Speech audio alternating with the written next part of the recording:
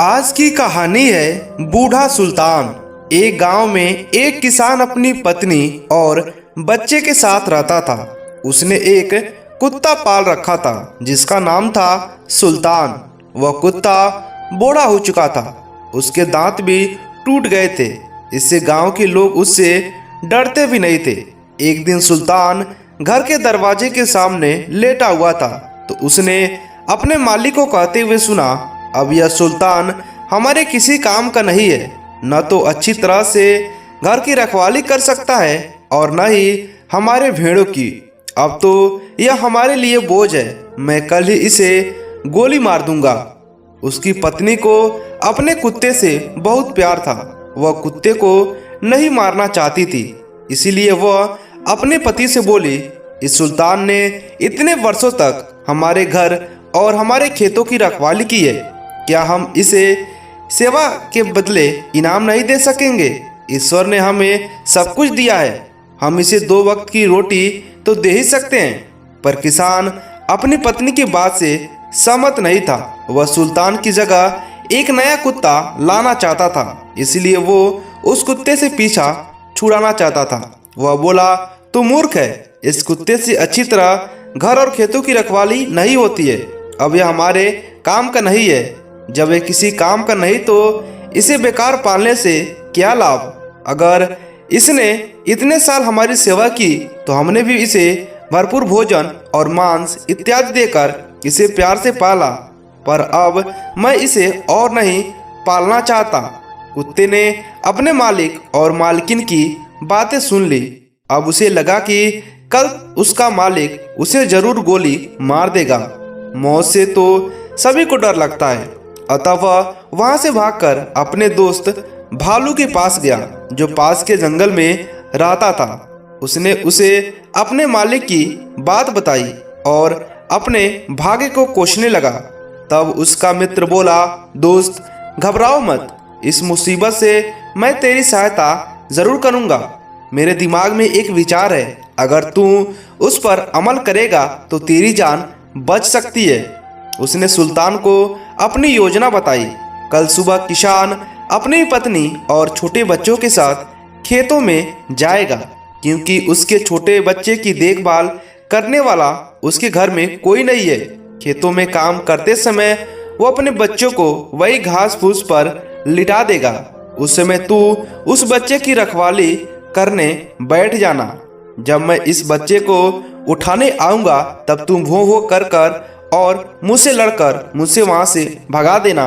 मैं बच्चों को वहीं छोड़कर जंगल की ओर भाग जाऊंगा। इससे तेरा मालिक खुश हो जाएगा और तुझे गोली नहीं मारेगा।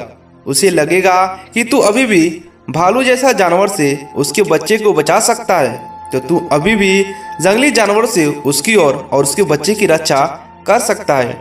सुल्तान को उसकी योजना बहुत पसंद आई।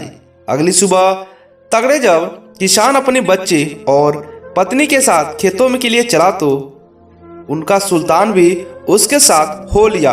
खेतों में पहुंचकर किसान की पत्नी ने अपने बच्चों को पुआल का बिस्तर बनाकर उस पर कपड़ा बिछाकर लिटा दिया। सुल्तान भी उस बच्चे के कुछ ही दूरी पर बैठकर भालू के आने का प्रतीक्षा करने लगा। थोड़ी देर बाद भालू चुपके से आया और बच्चे को उठाकर चल दिया।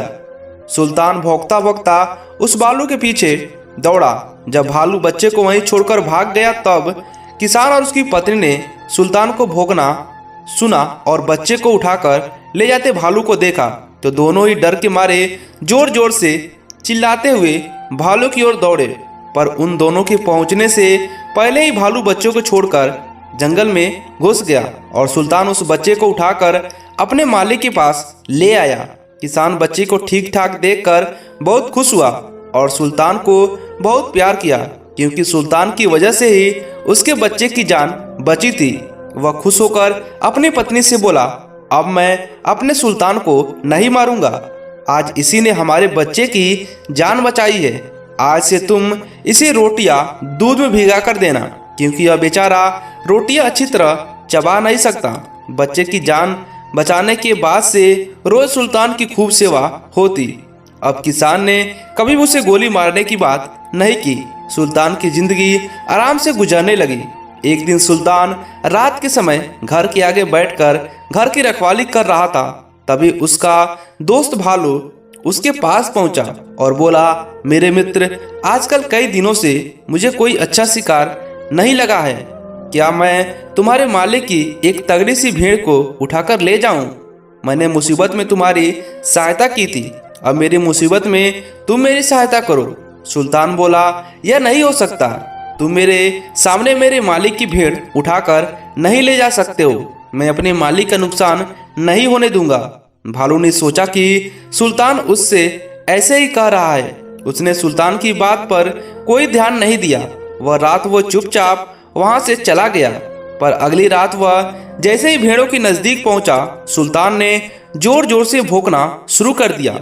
सुल्तान का भौंकना सुनकर किसान और उसकी पत्नी बाहर आए तो भालू को अपनी जान बचाकर वहां से भागना पड़ा। भालू को सुल्तान पर बहुत गुस्सा आया। उसने सोचा कि सुल्तान ने उसके साथ गद्दारी की है, अब सुल्तान से इसका बदला लेना ही पड़ेगा, क्योंकि जब सुल्तान जिंदा रहेगा वह किसान के भेड़ों को कभी नहीं चुरा पाएगा। कुछ दिन बाद भालू अपने साथ एक और भालू को लेकर एक अंधेरी रात में किसान के घर पहुंचा। सुल्तान ने जब भालू के आने की आहट सुनी तो भौंकना शुरू कर दिया, पर जब तक उसका मालिक उसका भौंकना सुनकर बाहर निकलता तब तक दोनों भालुओं ने मिलकर सुल्तान को मार डाला। इस प्रकार वफादार सुल्तान ने अपनी जान दे दी, पर अपने मालिक का नुकसान नहीं होने दिया। इसीलिए कहते हैं कि कुत्ते वफादार होते हैं। दोस्तों, ये कहानी आपको कैसी लगी हमें नीचे कमेंट कर बताइएगा।